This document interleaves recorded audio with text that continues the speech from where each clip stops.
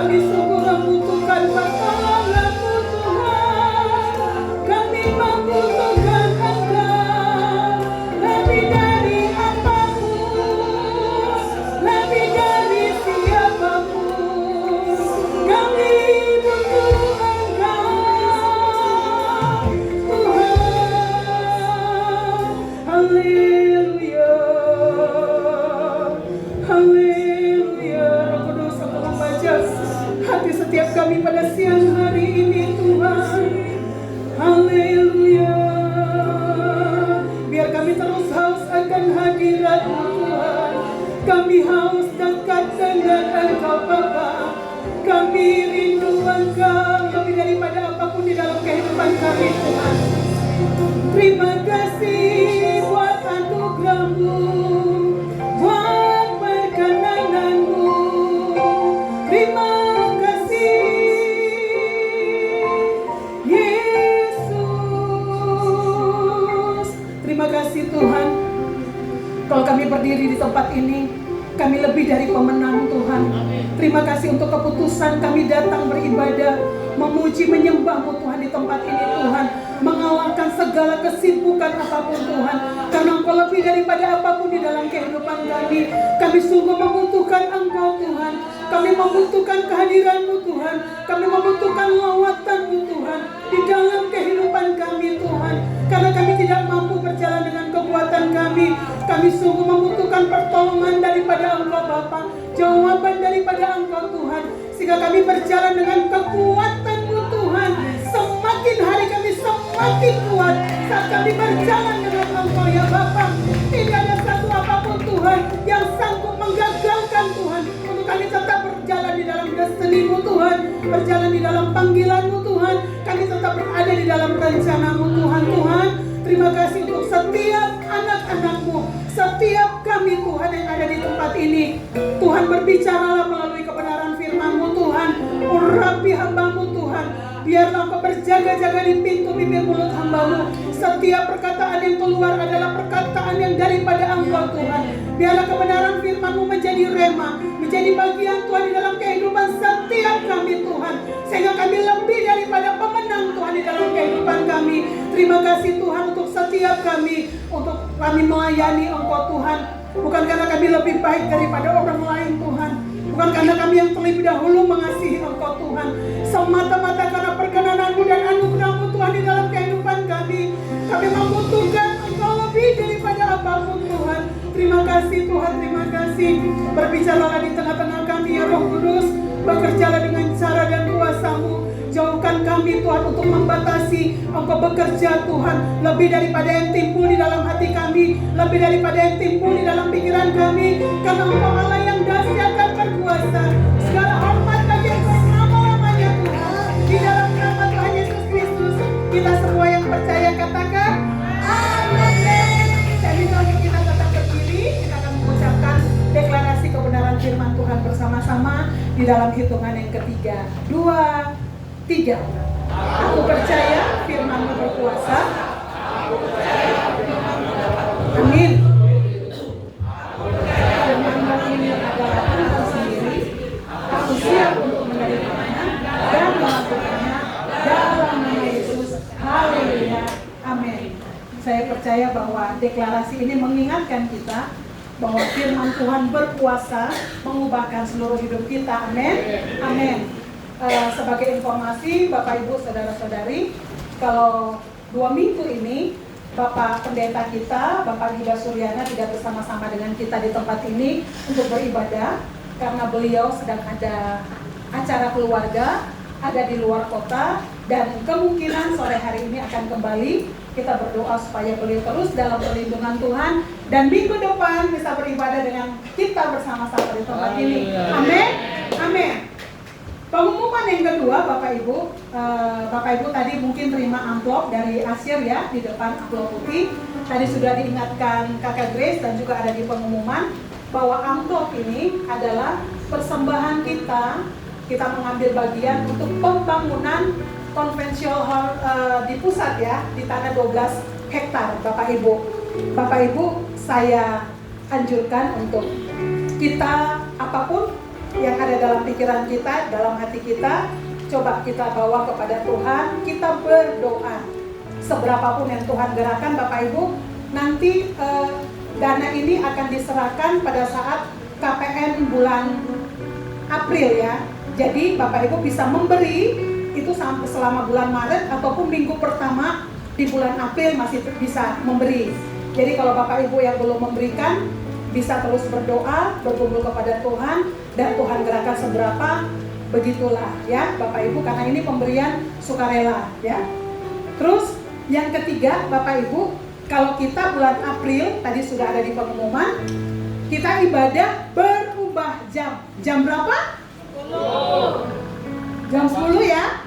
Ibadah pertama tetap jam 8. Ibadah yang kedua jam 10. Jadi kalau Bapak Ibu sekarang setengah 11 kan agak nyantai-nyantai tuh ya. Nanti mulai bulan April harus agak ngegas.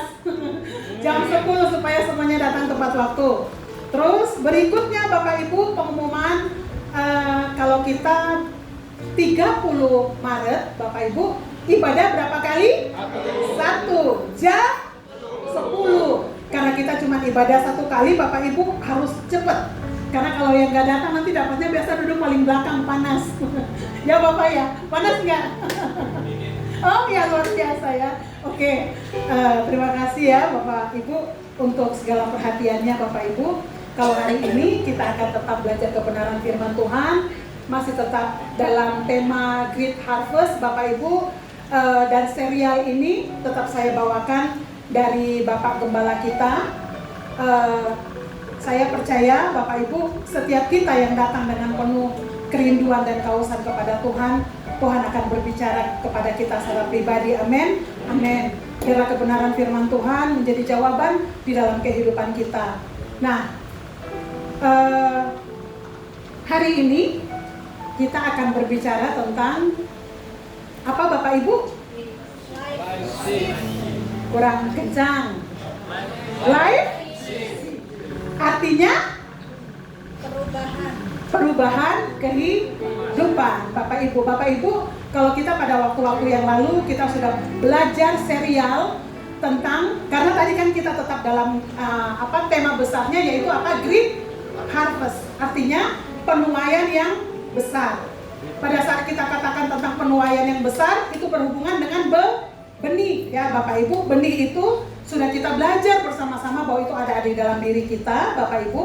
Dan kita juga harus punya hati seperti tanah yang gembur, supaya benih itu bisa bertumbuh maksimal dan bisa berbuah. Nah Bapak Ibu, untuk kita bisa terlibat di dalam Great Harvest ini Bapak Ibu, selain kita harus punya benih, selain kita harus punya tanah atau hati yang gembur Bapak Ibu, kita harus sadari bahwa di dalam kehidupan kita selalu ada yang namanya perubahan.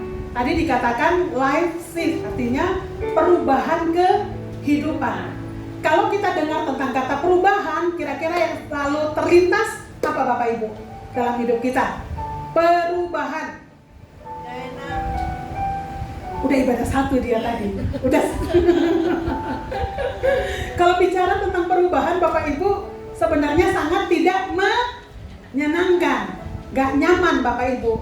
Kalau kita yang udah biasa, istilahnya sebagai jemaat datang mau datang jam berapa, ibadah jam 10, kita datang jam 10 kurang 1 menit, gak apa-apa. Tapi kalau kita mau terlibat di dalam pelayanan, berarti berubah. Kalau biasa datang jam 10 kurang 1 menit, kayak tadi Bapak Purba ya dan Ibu, ya benar ya. Menjadi asir kan datangnya lebih awal ya Pak. Amin tuh. Kalau nggak asir datangnya mepet-mepet nggak? Nggak. Nah kalau itu kan harus ada perubahan, berarti kita datang harus lebih awal. Kalau kita datang lebih awal itu berarti ada yang harus kita korbankan. Biasa mungkin kita main handphone agak lebih lama karena kita mau asyir, mainnya dikurangi untuk kita buru-buru mempersiapkan diri untuk melayani Tuhan ya Bapak Ibu ya. Jadi istilahnya kalau dikatakan perubahan itu biasanya kita mengalami yang namanya ketidaknyamanan. Kenapa? Karena di dalam perubahan ada harga yang harus kita bayar. di dalam perubahan itu istilahnya ada yang harus kita kerjakan, ada yang harus kita lakukan, Bapak Ibu. Nah, sedikit ini Bapak Ibu, kalau gereja kita GBI WTC pada 22 Februari 2025 dikatakan bahwa kita memasuki sekuen 7 tahun yang keempat. Artinya 22 Februari kemarin gereja kita ulang tahun ke-21. 21 ya Bapak Ibu ya. Nah, jadi ini 21 mau jalan ke 22 Bapak Ibu. Dan dikatakan bahwa di dalam setiap sekuen ini ada perubahan musim Bapak Ibu. Kalau Bapak Ibu dengar cerita tentang gereja kita, itu selalu ada hal-hal yang Tuhan mau untuk gereja kita lakukan. Kalau kayak untuk sekarang ini Bapak Ibu kita masuk di dalam Great Harvest ini, berarti Tuhan sedang mempersiapkan kita dalam sekuen keempat ini untuk benar-benar kita siap menuai jiwa yang banyak. Amin. Amin.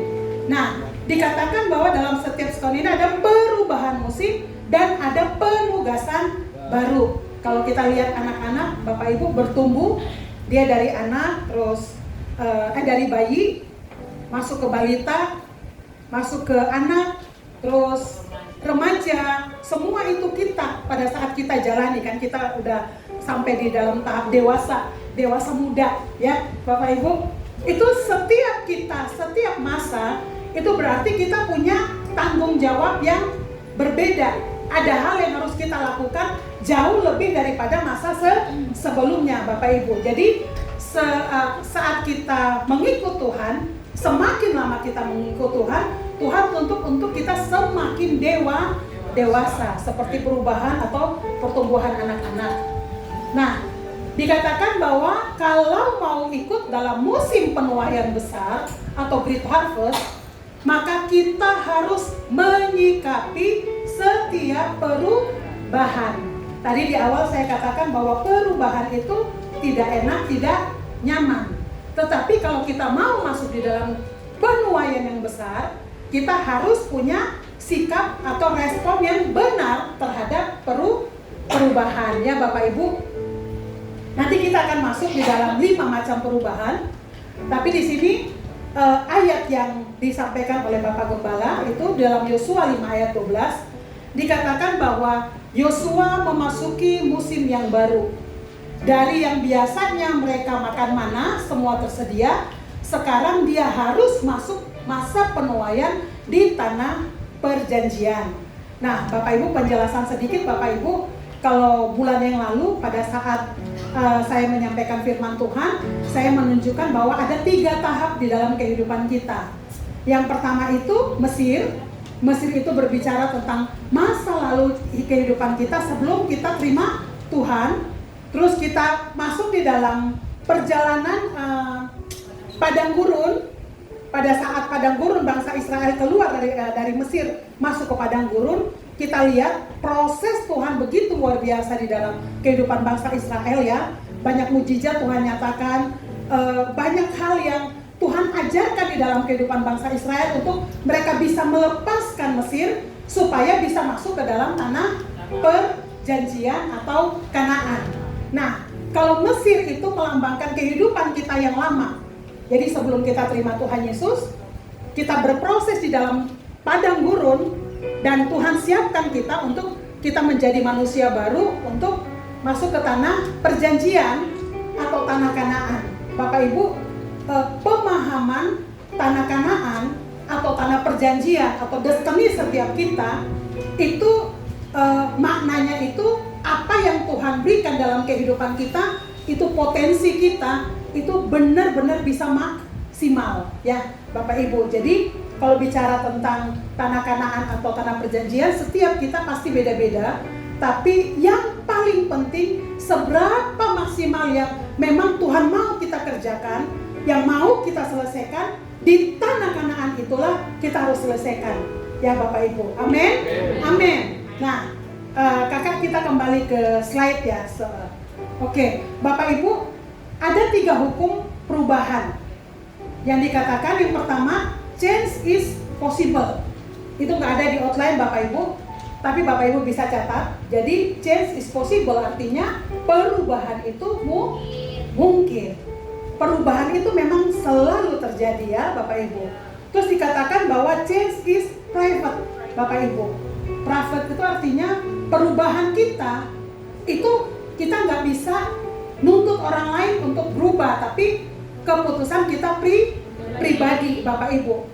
Saya melihat kayak Tuhan di dalam kehidupan kita Bapak Ibu, Dia memberikan kita apa kehendak bebas. Kita mau lakukan A, konsekuensinya ada. Kita mau lakukan B, konsekuensinya ada. Keputusan tetap ada di diri kita Bapak Ibu. Kayak dikatakan bahwa Tuhan datang 2000 tahun yang lalu untuk menyelamatkan apakah orang Kristen saja? Tidak. Tetapi Tuhan mati untuk semua manusia di muka bumi. Tetapi apakah semua mau terima Dia sebagai Tuhan dan Juru Selamat? Itu balik lagi Bapak Ibu, tergantung keputusan kita pribadi Bapak Ibu ya. Jadi kalau kita nggak mau, kita berkeras, diproses kita ngeyel, ya udah, itu konsekuensinya ditanggung penumpang, konsekuensinya kita tanggung sendiri. Jadi kita nggak bisa, kita diproses Tuhan, kita ngeyel, kita nggak mau berubah, tapi konsekuensinya kita mau ditanggung orang lain, nggak bisa ya Bapak Ibu ya. Jadi setiap apapun yang Tuhan kehendaki di dalam kehidupan kita, proses yang harus kita jalani, respon kita, semua akan kembali ke kita. Dan dikatakan bahwa yang ketiga, hukum yang ketiga, change is profitable Bapak Ibu. Kayaknya kalau kita marketing, kita orang bekerja gitu ya Bapak Ibu ya, kalau dengar kata profit, senang apa enggak? Kenapa Bapak Ibu? Karena kalau profit berarti kita untung. Dan di sini dikatakan bahwa apa? Perubahan itu menguntungkan kita Bapak Ibu ya. Saya kasih contoh Bapak Ibu. Misalnya orang menyakiti kita ya Bapak Ibu. Kalau kita nggak ngampuni, kira-kira yang rugi siapa? Kita. Bisa kebayang ya, kita sakit hati banget misalnya. Ada yang misalnya sakit hati banget sama Kak Emil. Lah, Kak Emilnya tidurnya nyenyak, makannya banyak, badannya makin sehat ya, gitu. Tapi kita yang sakit hati, makan gak enak, minum gak enak, lihat dianya nyebelin ya. Maksudnya sebenarnya kita susah tidur. Jadi sebenarnya yang rugi siapa Bapak Ibu? Yang rugi kita. Tapi kalau kita mau untuk berubah, kita mau seperti yang Tuhan katakan kita harus mengampuni, kita mengampuni. Sebenarnya mengampuni itu bukti bahwa kita sayang diri sendiri Bapak Ibu. Jadi istilahnya pada saat kita melakukan kebenaran firman Tuhan, kita tidak melakukan buat orang lain, tetapi kita melakukan untuk kebaikan diri kita sendiri ya Bapak Ibu. Sekarang kita masuk Bapak Ibu, dikatakan bahwa ada 5 macam perubahan hidup untuk dapat menjadi penuai. Tapi siang hari ini saya cuma bahas 3 Bapak Ibu, 5, jadi ini kayak part 1, nanti part 2-nya entah nanti disampaikan Pak Yuda atau nanti saya lagi yang sampaikan. Karena 5 macam perubahan ini dibahas Bapak Gembala itu dalam 2 sesi. Kalau saya dengar rekamannya tuh kurang lebih sekitar 3 jam lebih Bapak Ibu. 3 jam lebih kalau disuruh saya yang sampaikan sekali Bapak Gembala, disuruh saya sampaikan dalam waktu 50 menit, alamak Jan. Gak bisa ya Bapak Ibu, tapi saya berdoa apa yang kita bahas siang hari ini bisa menjadi bagian dalam kehidupan kita. Amin. Firman Tuhan boleh menjadi rema. Yang pertama Bapak Ibu, kita lihat perubahan apa yang harus kita lakukan di dalam kehidupan kita. Kita akan belajar hari ini dari 2 tokoh. Yang pertama itu kita belajar dari Yosua. Yang kedua kita belajar dari bangsa Israel Bapak Ibu. Kita boleh baca di dalam Yosua 1 ayat 7 sampai ayat 9. Kalau yang udah dapat Grace, kalau udah dapat bisa baca. Yosua 1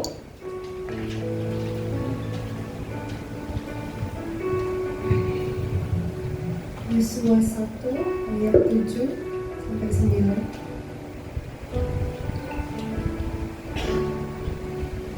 Silakan Grace. Ayat 7. Hanya kuatkan dan teguhkanlah hatimu dengan sungguh-sungguh. Bertindaklah hati-hati sesuai dengan seluruh hukum yang telah diperintahkan kepadamu oleh hambaku Musa. Janganlah menyimpang ke kanan atau ke kiri, supaya engkau beruntung kemanapun engkau pergi. 8. Janganlah engkau lupa memperkatakan kitab Taurat ini, tetapi renungkanlah itu siang dan malam, supaya engkau bertindak hati-hati sesuai dengan segala yang tertulis di dalamnya. Sebab dengan demikian perjalananmu akan berhasil dan engkau akan beruntung. Amin. 9. Bukankah telah kuperintahkan kepadamu, kuatkan dan teguhkanlah hatimu, janganlah kecut dan tawar hati, sebab Tuhan Allahmu menyertai engkau kemanapun engkau pergi. Amin. Bapak Ibu, kita lihat dari latar belakang Yosua ya Bapak Ibu. Yosua selama keluar dari Mesir menuju ke tanah Kanaan, yang memimpin bangsa Israel adalah Musa. Yosua mendampingi Bapak Ibu ya. Tetapi pada saat Musa mati, Yosua dikatakan harus memimpin bangsa Israel untuk menuju ke tanah Kanaan. Bapak Ibu, saya bisa bayangkan dalam hal ini Yosua pasti sangat stres Bapak Ibu. Jadi perubahan yang pertama itu dikatakan bahwa kita berubah dari stres untuk menjadi kuat. Firman tadi kita udah baca bahwa dikatakan Yosua harus kuatkan dan teguhkan hati, bahkan itu diulangin beberapa kali Bapak Ibu. Firman Tuhan di dalam ayat yang sama diulangin lebih daripada satu kali, itu berarti sangat penting Bapak Ibu. Nah, Tuhan tahu nggak kekuatan Yosua untuk bisa memimpin bangsa Israel? Pasti tahu. Tetapi Yosua apakah dia tahu dia bisa untuk memimpin bangsa Israel? Enggak, Bapak Ibu. Kenapa enggak? Karena firman Tuhan berkali-kali katakan bahwa dia harus menguatkan hati dia, meneguhkan hati dia, terus memperkatakan kitab supaya dia kuat dan mampu. Bapak Ibu, dari Yosua kita belajar bahwa pada saat ada tanggung jawab yang Tuhan berikan di dalam kehidupan kita, pertama Tuhan persiapkan hati kita. Pertama Tuhan kuatkan iman kita. Pada saat stres Bapak Ibu, kenapa stres itu bisa terjadi? Dikatakan Yosua stres karena terjadi perubahan ya. Dari yang tadi bukan dia yang memimpin, tapi dia harus memimpin. Kita bayangin bangsa Israel yang keluar dari tanah Mesir, totalnya 600.000 laki-laki.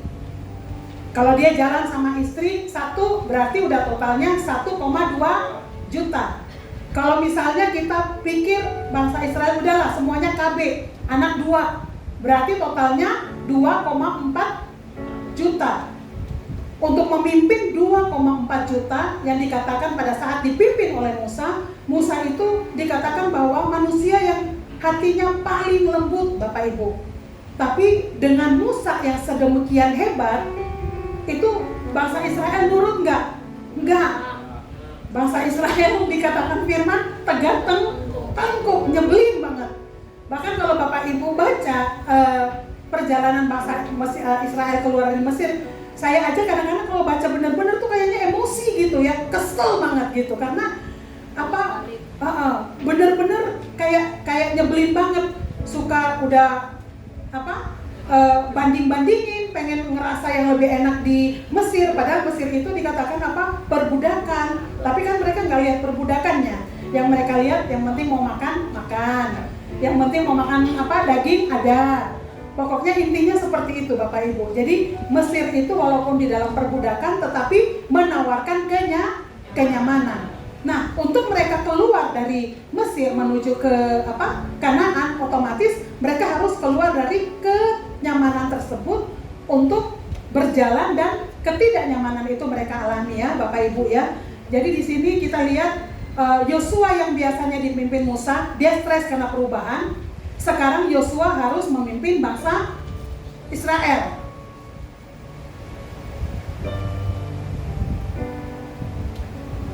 Kak, tolong.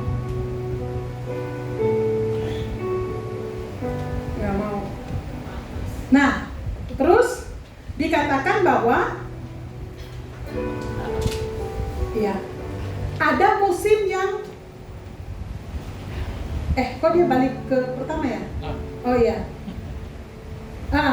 Ada musim baru tetapi tidak tahu, akhirnya menjadi takut dan khawatir sehingga menjadi stres ya.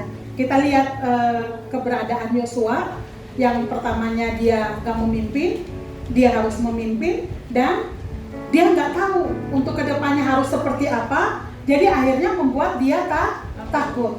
Tetapi yang tadi saya katakan di awal, proses untuk Yosua bisa melakukan tanggung jawabnya dia yang baru, Tuhan berproses lebih dulu dengan apanya? Dengan hati, Bapak Ibu.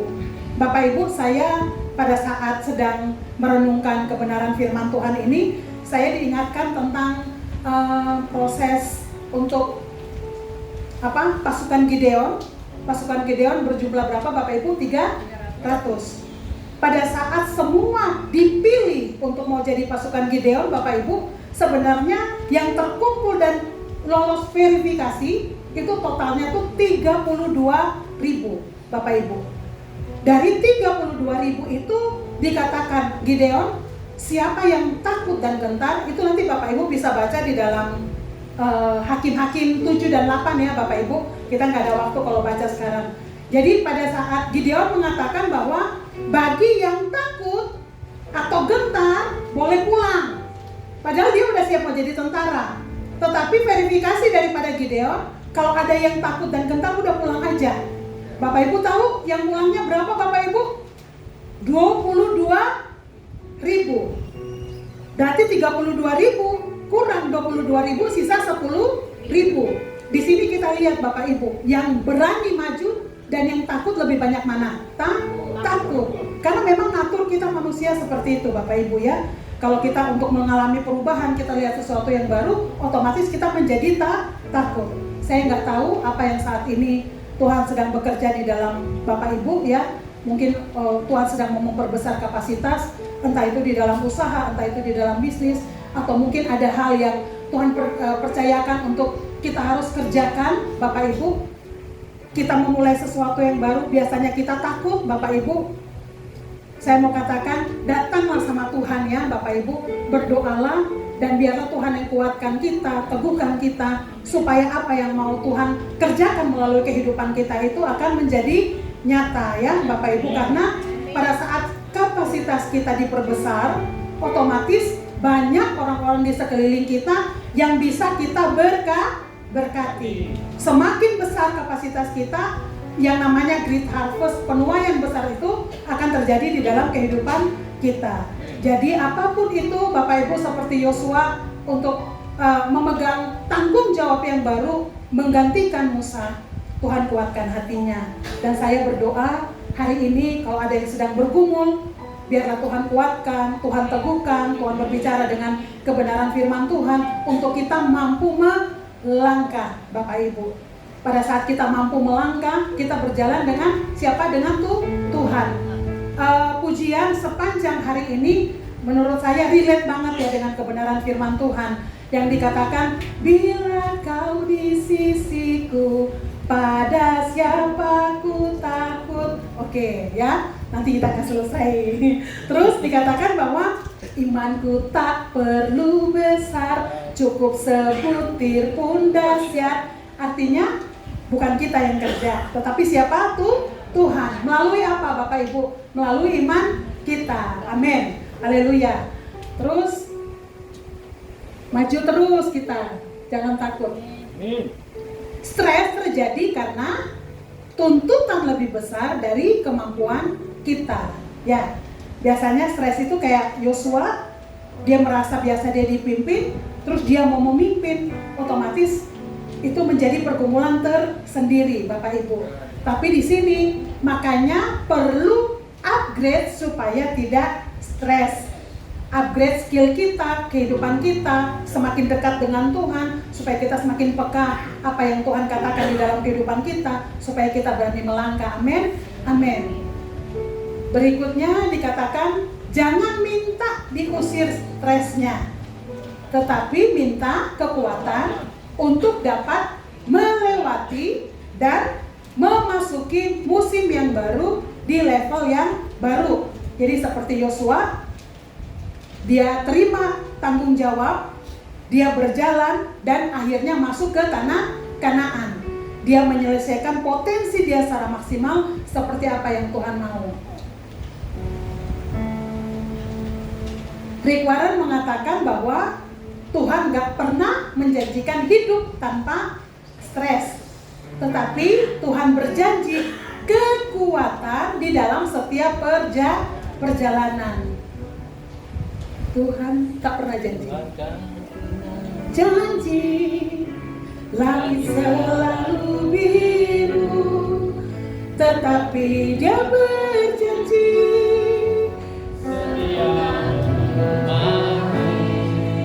Tuhan tak pernah janji jalan selalu rata, tetapi Dia berjanji memberi kekuatan. Jangan pernah menyerah, jangan berputus asa. Mujizat Tuhan ada saat hati menyembah. Jangan pernah menyerah, jangan berputus asa. Mujizat Tuhan ada bagi yang setia dan percaya. Amin. Saya percaya bahwa setiap kita di tempat ini tetap setia dan percaya kepada Tuhan. Amin. Amin. Proses di dalam hidup kita nggak mudah, tetapi Tuhan menjanjikan bahwa Dia tidak pernah meninggalkan, membiarkan kita. Stres terjadi, wajar Bapak Ibu, tetapi Tuhan tidak mau kita berhenti di stres. Tetapi Tuhan mau kita melangkah, kita pegang janjinya, kita pegang firman-Nya, kita kuat, dan kita melakukan apa yang Tuhan mau kita kerjakan di dalam kehidupan kita. Amin. Dikatakan Joyce Meyer bahwa jangan biarkan stres itu menguras iman kita, tetapi biarkan iman kita menguras apa? Stres. Artinya jangan biarkan stres itu kita meragukan kasih Tuhan di dalam kehidupan kita. Jangan biarkan firman itu kita lepaskan begitu aja karena kita lihat keadaan. Tetapi dengan iman kita, kita akan menduduki keadaan yang ada.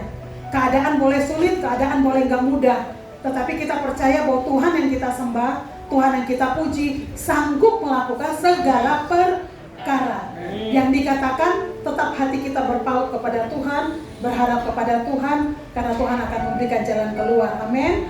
Amin. Poin yang kedua, Bapak Ibu, jadi kalau poin yang pertama, Tuhan siapkan hati kita untuk kita bisa lewatin perubahan, untuk bisa menerima mungkin kapasitas yang lebih besar yang Tuhan percayakan di dalam kehidupan kita.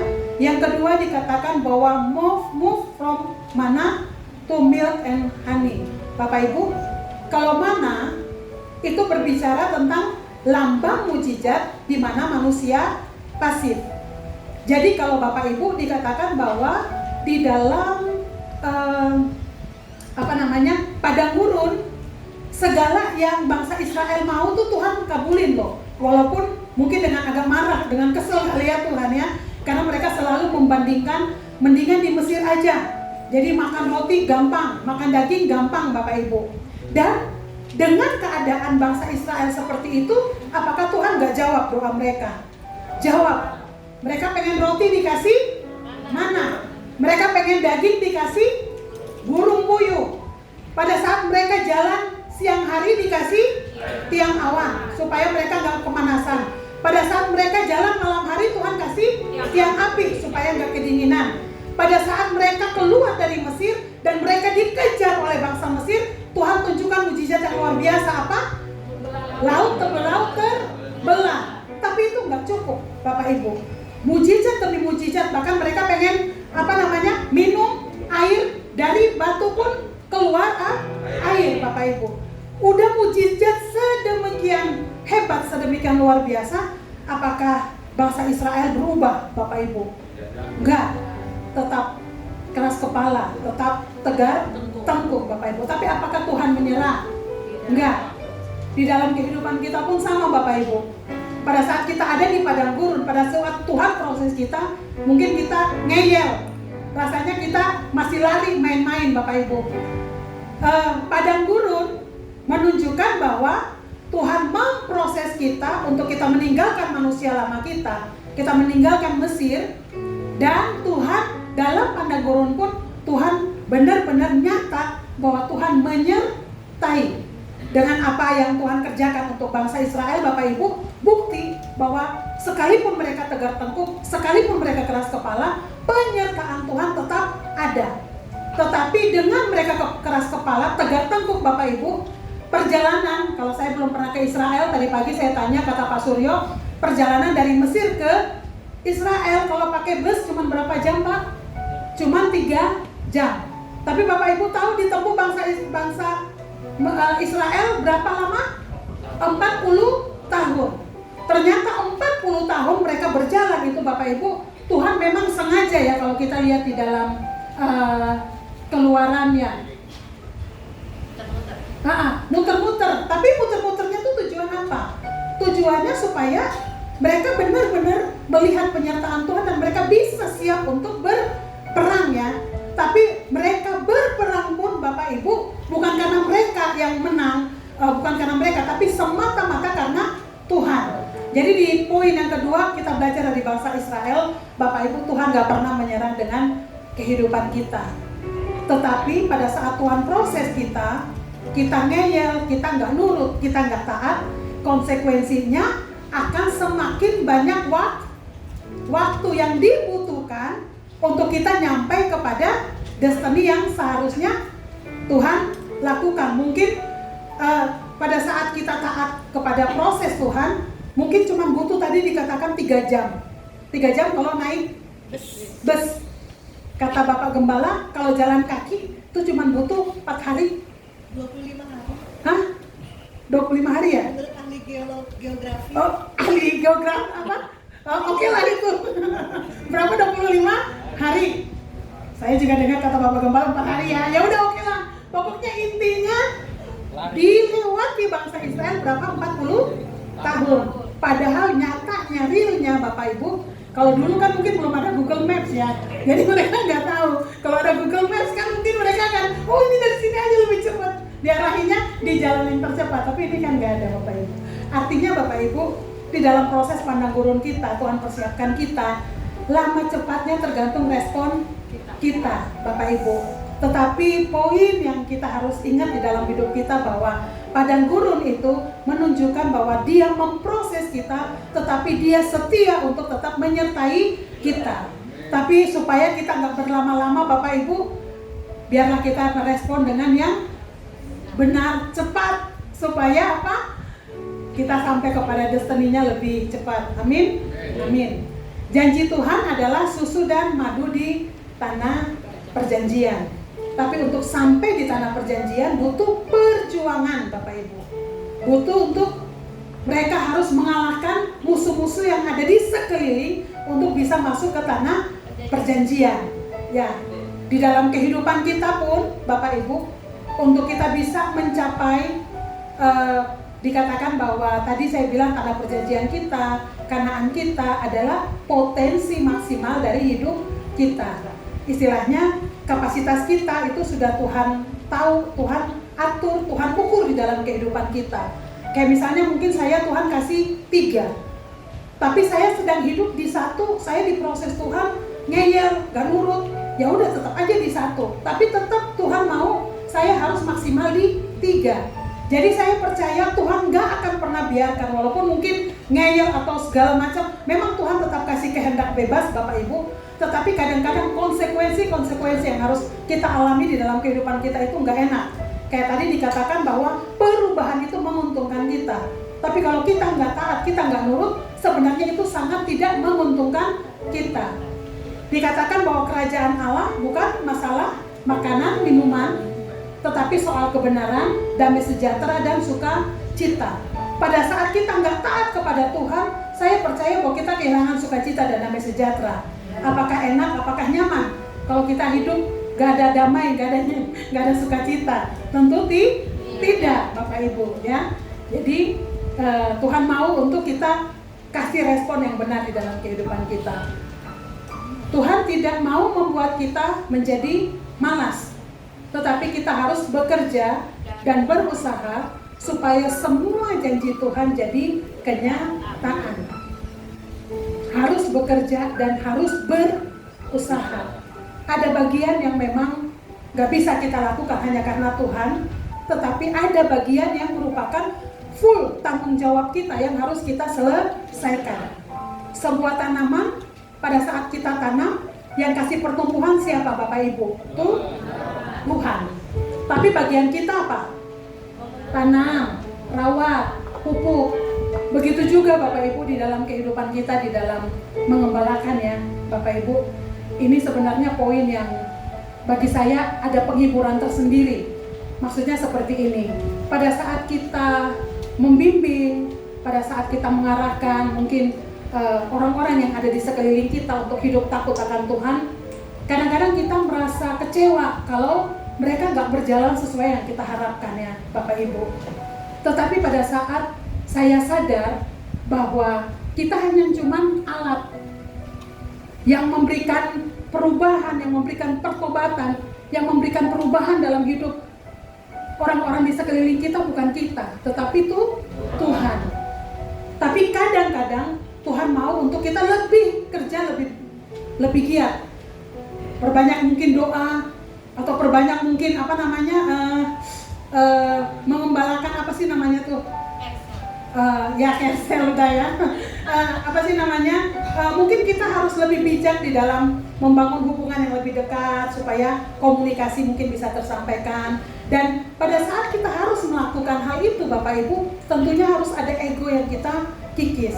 Kan bisa aja kan, dia mau diomongin gak nurut-nurut aja, bodoh amat dia mau jungkir balik kayak bukan urusan gua. Itu kalau kita nggak taat ya Bapak Ibu. Proses seperti itu pun nggak mudah Bapak Ibu, sakit. Kenapa? Karena harus ada ego yang kita kikis, harus ada ego yang kita pangkas. Karena saya percaya bahwa pada saat kita lakukan dengan sungguh-sungguh Bapak Ibu, pertumbuhan itu pastinya nyata. Karena Tuhan yang kasih pertumbuhan ya. Amin. Amin. Biarlah kita yang ada di tempat ini bukan hanya cuma masalah melayani ya Bapak Ibu, tetapi dalam pekerjaan kita mungkin ada hal-hal yang Tuhan mau kita lebih perbesar kapasitas, kita harus bekerja lebih keras, mungkin harus marketingnya lebih hebat, atau mungkin harus lebih disiplin, mungkin harus ada hal yang kita kerjakan Bapak Ibu yang secara konsisten supaya Tuhan bisa memberkati kita lebih lagi. Itu maksudnya ya Bapak Ibu ya. Lanjut, poin yang ketiga. Di tanah perjanjian kita harus belajar manajemen ya, teknologi dan bekerja untuk menyelesaikan rencana Tuhan. Kalau sekarang ya teknologi harus kita ya minimal tahu sedikit-sedikit lah. Terus kalau belajar manajemen Bapak Ibu, karena semakin kita dipercayakan banyak, kita harus manage sebaik mungkin. Saya tadi pagi kasih contoh Bapak Ibu, kayak ini untuk saya kegiatan untuk minggu depan ya. Hari Senin sore bukber kantor. Selasa karena pengerja kita harus KPN ke Serpong. Hari Rabu itu kita ada WOE ya di tempat ini. Sore, malam itu saya ada Kersel DM di Serang. Kamis itu ada Kersel Serdang. Saya ketua Kerselnya. Terus hari Jumat itu kita ada menara doa, agenda wajib kita pengerja ya. Hari Sabtu di tempat ini tuh ada doa fajar jam 5. Terus jam 5 sore itu saya harus ada latihan musik karena hari Minggu akan WL ibadah 1 dan ibadah 2. Wow. Wow. Bapak Ibu, kalau lihat agenda begitu rasanya ya ampun ya. Tapi dijalani.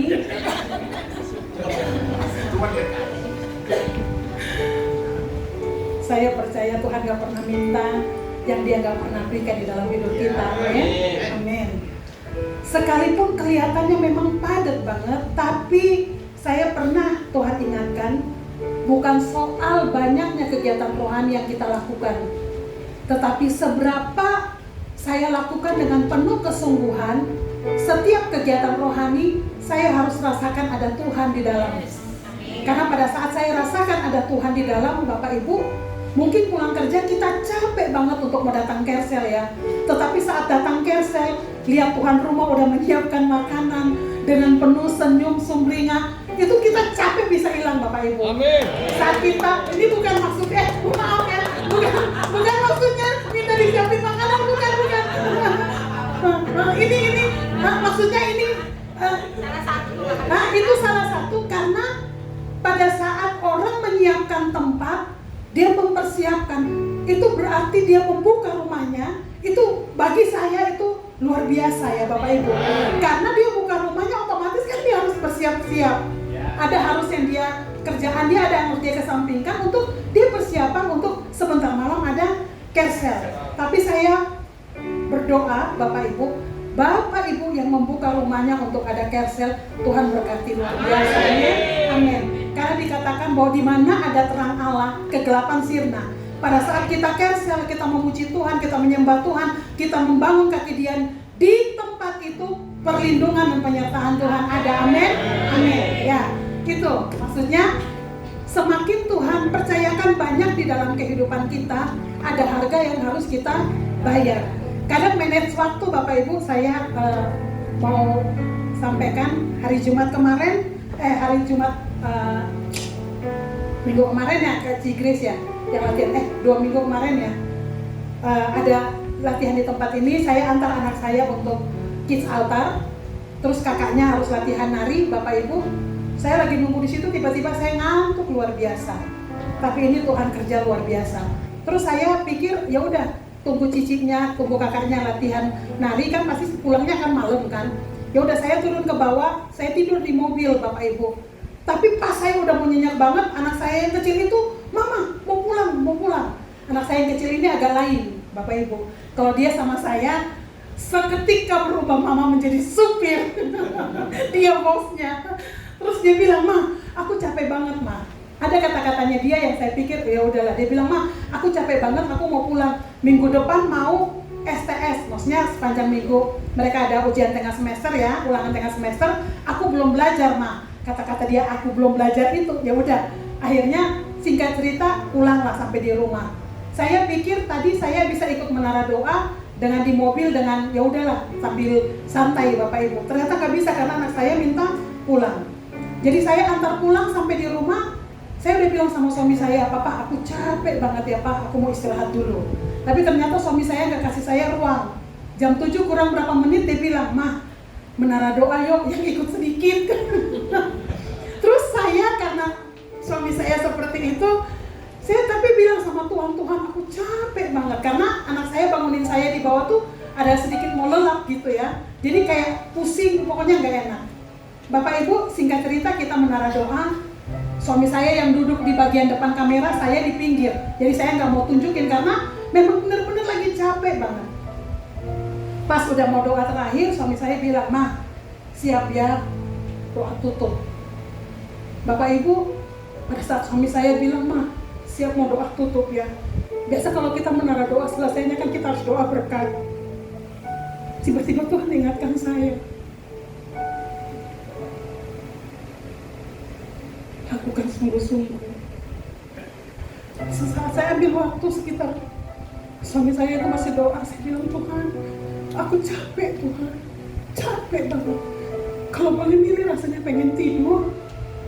Terus Tuhan bilang dalam hati saya, karena Tuhan ingatkan saya harus doa berkat. Bapak Ibu, untuk doa berkat ada pasien kita alirkan ya Bapak Ibu. Dan saya bilang sama Tuhan, "Tuhan, kuatkan saya." Bapak Ibu, sesaat itu kayak ada kekuatan yang luar biasa ya Bapak Ibu. Tuhan kasih yang tadi saya ngerasa pusing karena saya pas mau tidur, anak saya bangunin, saya antar, saya pikir lagi saya harus jemput kakaknya. Saya ngerasa capek banget jadi pengen tidur. Tapi di situ Bapak Ibu, Tuhan sedang mengajarkan bahwa Tuhan gak pernah meminta yang Tuhan gak kasih. Saya secara fisik memang saya capek banget, tapi Tuhan mau roh saya tetap bernyala-nyala, roh yang luar biasa. Karena pada saat saya doa berkat, ingat ada yang harus dialirkan, dan tentunya Tuhan mau kita alirkan aliran-aliran air hidup ya Bapak Ibu. Dengan doa berkat itu ada kekuatan yang baru. Dan di situ saya bilang, ini yang namanya perubahan Bapak Ibu. Perubahan itu nggak enak banget, karena kalau boleh milih saya pengen tidur ya. Tapi karena tanggung jawab, kapasitas yang Tuhan percayakan, saya tetap harus bangun dan lakukan semaksimal mungkin, sebaik mungkin Bapak Ibu. Dan saya sangat percaya Bapak Ibu, setiap apa yang kita lakukan dengan hati yang tulus, dengan motivasi yang murni di hadapan Tuhan, Tuhan gak pernah tutup mata. Amin. Masalah mungkin ada tetap di dalam kehidupan kita Bapak Ibu, tapi Tuhan katakan bahwa kita lebih dari pemenang. Ini ya Bapak Ibu, ini yang dikatakan manajemen Bapak Ibu. Manajemen itu artinya saya harus mengatur sebaik mungkin saat saya bekerja, saat saya berdiri sebagai istri, saya berdiri sebagai mama, pada saat saya harus berdiri di depan Bapak Ibu untuk melayani seperti ini, pada saat seluruh kegiatan mingguan yang menjadi tanggung jawab saya dan suami harus di-manage sedemikian rupa supaya pada saat saya lakukan bukan menjadi beban ya Bapak Ibu, tetapi pada saat saya melakukan kegiatan-kegiatan itu saya merasakan kehadiran Tuhan dan Tuhan kasih kekuatan yang luar biasa. Amin. Amin. Poin yang berikut Bapak Ibu, kita lihat. Kalau yang tadi pertama, saat Tuhan mau memberikan tanggung jawab di dalam kehidupan kita, dia persiapkan hati dan iman. Kedua, Tuhan memproses kita untuk kita meninggalkan manusia lama kita. Bapak Ibu ingat, di dalam padang gurun Tuhan memproses dan Tuhan menyertai. Saya percaya banyak mujizat-mujizat yang akan menyertai kehidupan kita dalam setiap proses. Amin. Amin. Bapak Ibu, poin yang terakhir, poin yang ketiga, dikatakan bahwa move from secret sin to secret place. Bapak Ibu, sin itu artinya apa? Dosa. Secret place itu artinya apa Bapak Ibu? Tempat rahasia, tempat yang tersembunyi, artinya tempat di mana kita membangun hubungan yang intim dengan Tuhan. Ya Bapak Ibu, poin yang ketiga ini Bapak Ibu, dikatakan bahwa kita harus melepaskan hal-hal yang menghambat kita untuk kita semakin dekat dengan Tuhan. Berbicara tentang apa Bapak Ibu? Berbicara tentang ketaatan.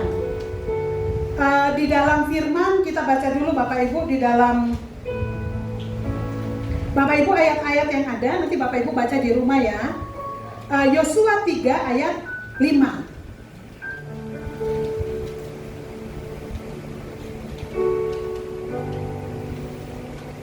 Yosua 3 ayat 5, kalau yang udah dapat bisa membacakannya.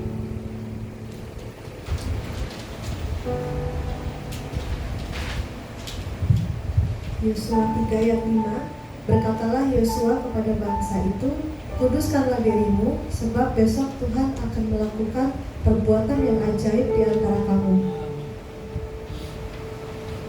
Kita balik. Di situ dikatakan, kuduskanlah dirimu, sebab besok Tuhan akan melakukan hal-hal yang besar dan dahsyat. Untuk kita mengalami hal-hal yang besar dan dahsyat di dalam kehidupan kita Bapak Ibu, yang paling pertama kita harus namanya apa? Kuduskan. Bapak Ibu, kita punya visi gereja yang luar biasa ya Bapak Ibu ya. Dikatakan bahwa membangun jemaat yang kudus. Bapak Ibu, tanpa kekudusan kita nggak akan mengalami yang namanya dewasa dan mengalami terobosan, sehingga dapat mengubah komunitas, mempengaruhi kota dengan nilai-nilai kerajaan Allah, memberi dampak positif untuk bangsa. Semua itu kita nggak akan alami kalau kita tidak kudus Bapak Ibu. Tadi pagi saya katakan bahwa untuk kita bisa menjadi kudus, kita bisa dengan kekuatan kita? Enggak. Kita harus lakukan dengan kekuatan Tuhan. Kenapa? Karena di dalam kehidupan kita, kecenderungan itu kita lakukan hal-hal yang bertentangan dengan apa firman Tuhan. Kenapa? Karena yang bertentangan dengan firman Tuhan menjanjikan kenyamanan, kenikmatan sesaat. Iblis biasa tawarkan bagi kita kenyamanan, terakhir baru kita apa? Bayar harga, konsekuensi. Tapi kalau Tuhan tawarkan kepada kita, kita taat, kita sakit-sakit dahulu, tetapi endingnya adalah apa? Kemenangan, pembelaan Tuhan di dalam kehidupan kita. Jadi di poin yang ketiga Bapak Ibu, untuk kita bisa melakukan hal-hal yang besar dari Tuhan, kita harus taat, kita harus menguduskan diri. Dikatakan apa yang kita lakukan sekarang akan mempengaruhi kehidupan masa depan. Ketaatan kita hari ini akan menyatakan kuasa Tuhan dalam kehidupan kita. Tapi kalau ketidaktaatan kita hari ini, tentunya ada konsekuensi juga yang harus kita jalani di dalam kehidupan kita. Berikut dikatakan Bapak Ibu,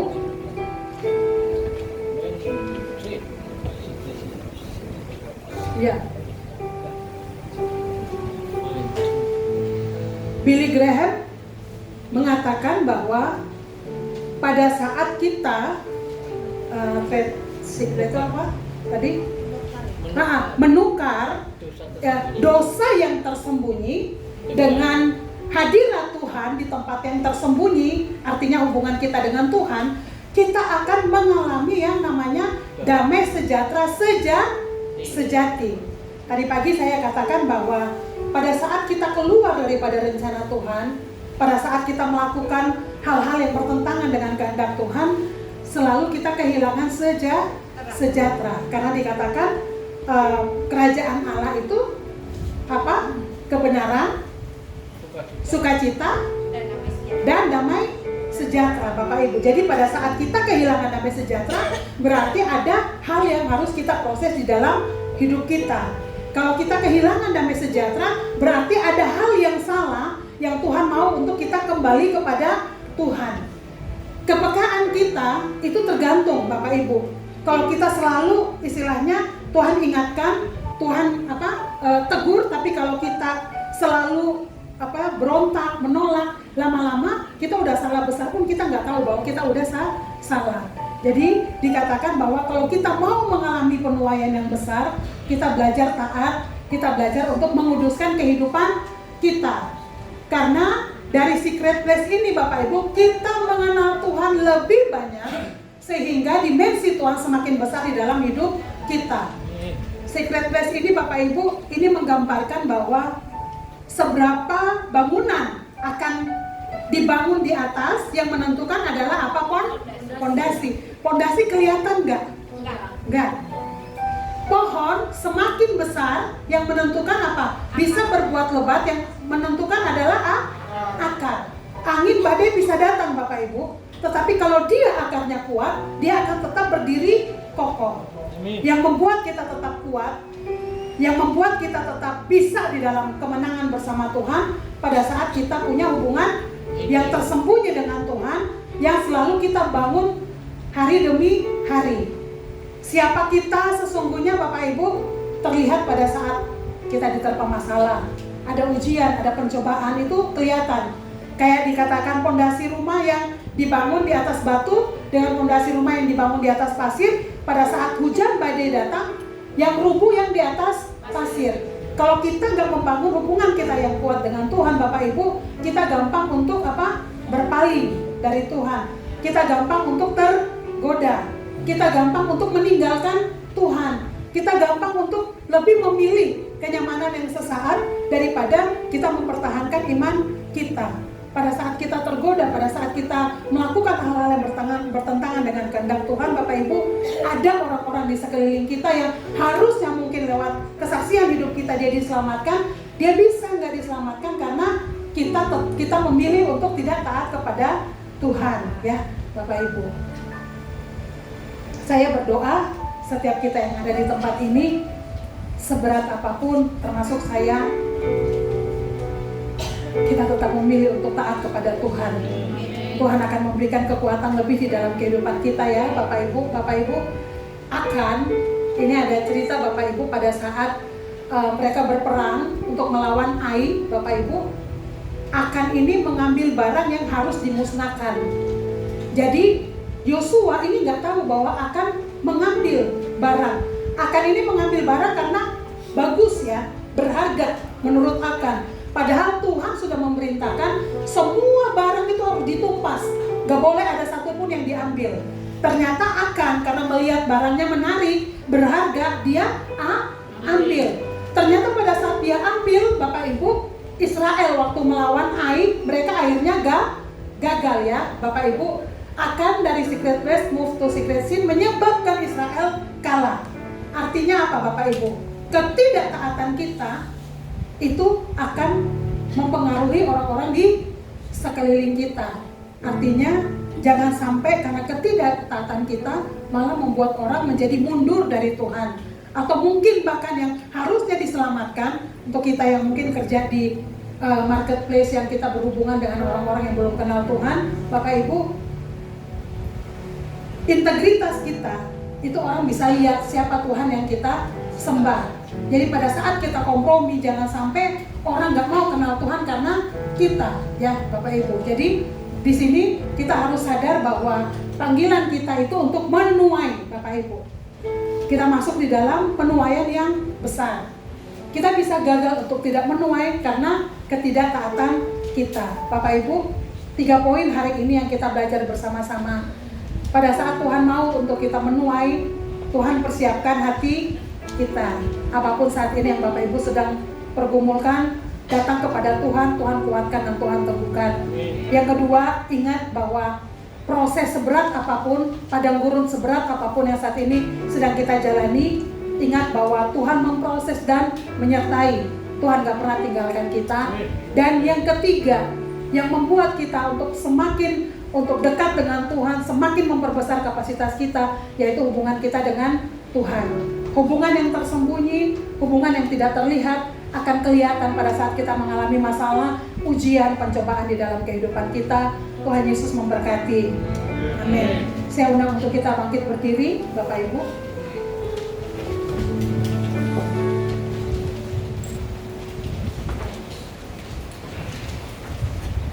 Mari kita datang kepada Tuhan.